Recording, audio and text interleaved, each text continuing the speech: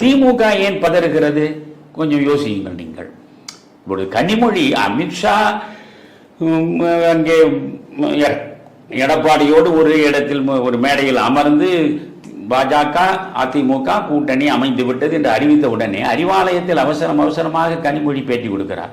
தமிழ்நாட்டுக்கு எடப்பாடி செய்திருக்கிற மிகப்பெரிய துரோகம் என்கிறார். அதாவது இந்த கூட்டணி அமையாது என்கிற வரையில் அவர்கள் மகிழ்ச்சியாக இருந்தார்கள். களத்தில் தனியாக நிற்கிறார் எடப்பாடி. அதனால் நாம் அனைவரும் வலிமையான கூட்டணியோடு இருக்கிறோம், 200ஐயும் நாம் எட்டி பிடித்து விடுவோம் என்று பேசிக் கொண்டிருந்தவர்கள் இன்றைக்கு அவருடைய கண்ணாடி மாளிகை கனவு பல துண்டுகளாக சிதறிவிட்டது. அதனால் பதற்றம் ஏற்பட்டு விட்டது. பதற்றத்தில் உளர ஆரம்பித்து விட்டார்கள். பழையதை மறந்து விட்டார்கள். எடப்பாடியை பார்த்து சொல்றார், நேற்று வரையில் நீ பிஜேபியோடு கூட்டு இல்லை என்று சொன்னாயே,